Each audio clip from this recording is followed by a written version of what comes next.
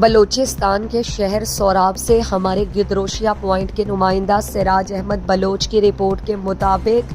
Polio کے عالمی دن کے مناسبت سے ڈی ای او سی طلال احمد کی جانب سے سوراب ٹاؤن ہال میں آگاہی سیشن کا انعقاد کیا گیا، جس میں D S P Surab Nasir Hussain, تحصیلدار Surab Mahmood Kurd, S T O B and R Maqsood Ahmed Mengal, research officer Tariq Reki, Naseeb Ullah social welfare, Hafiz Abdullah Risaldar, Kabir Mehkash, D C P R O Sikandar Elahi, Maqbool Zahiri سمیت دیگر شخصیات نے شرکت کی۔ D S C head Talal Ahmed نے آگاہی سیشن کے دوران پولیو سے متعلق گفتگو کرتے ہوئے کہا کہ پولیو آج سے 45 سال قبل دنیا کے 125 ممالک پولیو وائرس کی زد میں تھے، جبکہ اس وجہ سے 3,50,000 سے زائد پولیو وائرس سے متاثر ہو گئے تھے۔